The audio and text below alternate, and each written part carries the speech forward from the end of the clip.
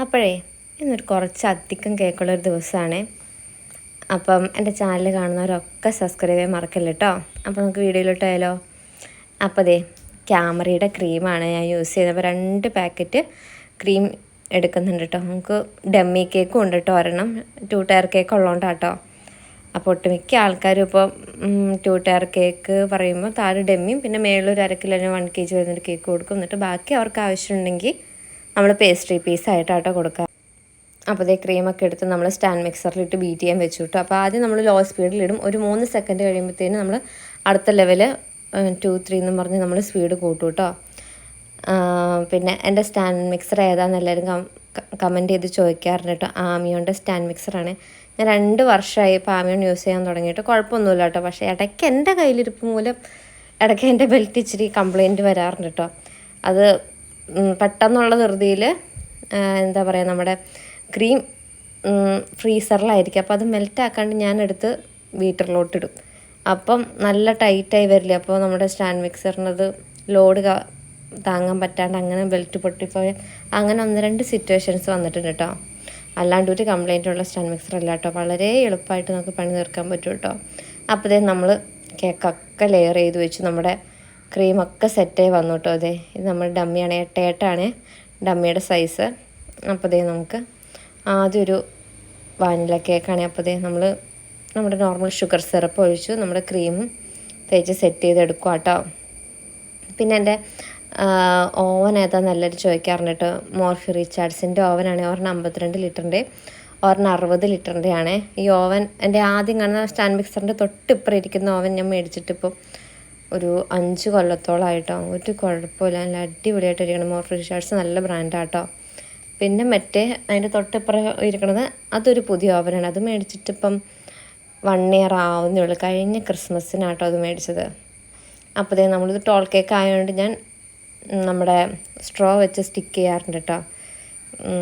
Risk ഒന്നുമില്ല, എന്നാലും എൻ്റെ ഒരു സമാധാനത്തിന് ഞാൻ സ്റ്റിക്ക് ചെയ്യാനായിട്ട്. അപ്പോൾ നമ്മളത് ക്രീം ചെയ്തെടുത്ത് ക്രം കോട്ട് ചെയ്തു കേട്ടോ. ക്രം കോട്ടിങ്ങിനെ പറ്റി ഞാൻ പറഞ്ഞിട്ടില്ല, എപ്പോഴും എൻ്റെ വീഡിയോയിൽ എല്ലാത്തിലും പറയാറുണ്ട് ക്രം കോട്ടിങ് അത്യാവശ്യമായിട്ടുള്ള കാര്യം കേട്ടോ. അപ്പോൾ നമ്മൾ അടുത്ത കേക്കും സെറ്റ് ചെയ്തു. പിന്നെ അടുത്തൊരു നട്ടി ബബ്ലി ആയിരുന്നു കേട്ടോ. അപ്പോൾ നട്ടി ബബ്ലിയുടെയൊക്കെ റെസിപ്പി കൊടുത്തേക്കണോണ്ട് ഞാൻ ഇച്ചിരി ഫാസ്റ്റായിട്ടാട്ടോ കൊടുക്കുന്നത്. ഇടയ്ക്ക് നമ്മൾ നമ്മുടെ മെലോൻ്റെ വൈറ്റ് ചോക്ലേറ്റൊക്കെ ഗ്രേറ്റ് ചെയ്തിട്ടുണ്ട് കേട്ടോ. അപ്പോൾ കേക്കുകളെല്ലാം ക്രം കോട്ട് ചെയ്ത് വെച്ചിട്ടോ. 1, 2, 3, 4. പിന്നെ നമുക്ക് ഡമ്മിയാണേ ഉള്ളത്. ഡമ്മിയിൽ എപ്പോഴും ഞാൻ ചെയ്യുന്ന പോലെ 2 സൈഡ് ടേപ്പ് വെച്ച് ഒട്ടിക്കുവാണ്.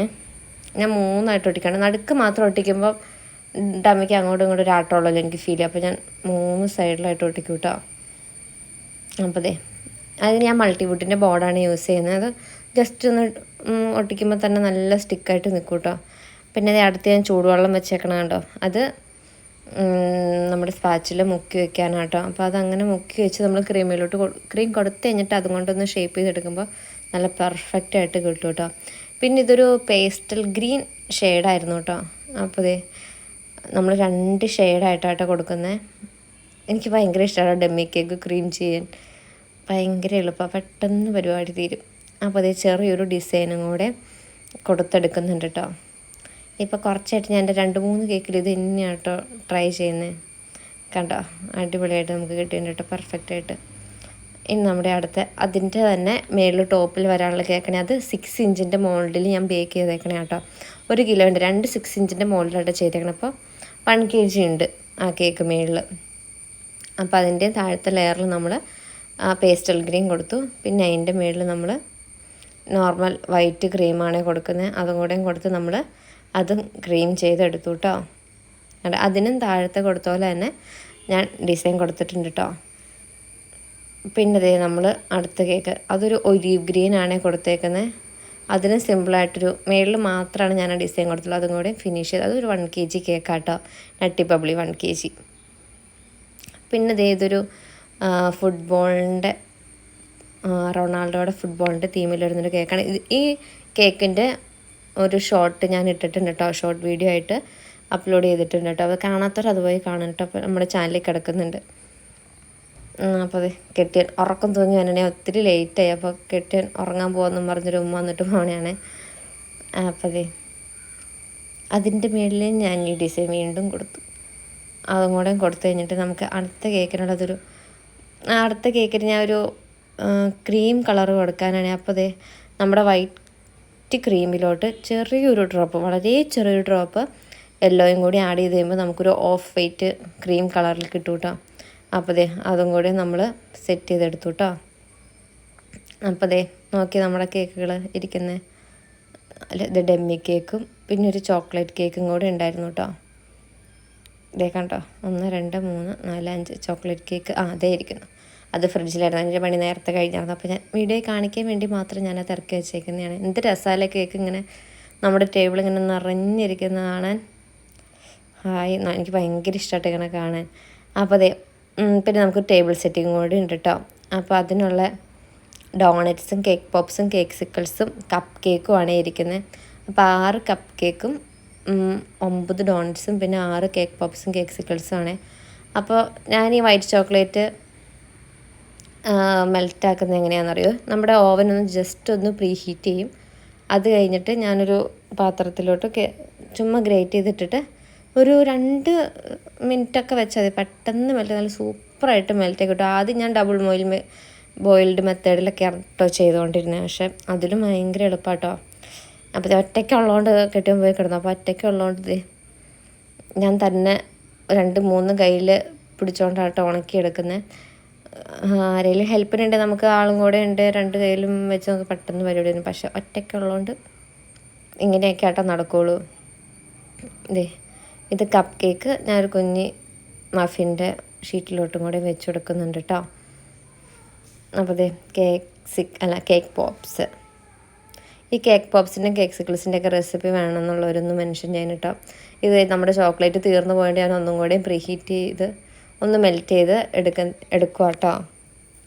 അപ്പോൾ അത് നമ്മുടെ അരി വന്നിട്ടുണ്ട്. ഇനി ജസ്റ്റ് ഒന്ന് നമ്മളെ തവി കൊണ്ടൊന്ന് മിക്സ് ചെയ്തെടുത്താൽ മതി കേട്ടോ, സ്പാച്ചില കൊണ്ട്.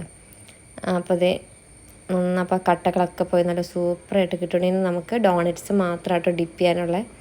അപ്പോൾ ഡോണറ്റ്സും കൂടി നമുക്ക് ഡിപ്പ് ചെയ്തെടുക്കാം കേട്ടോ.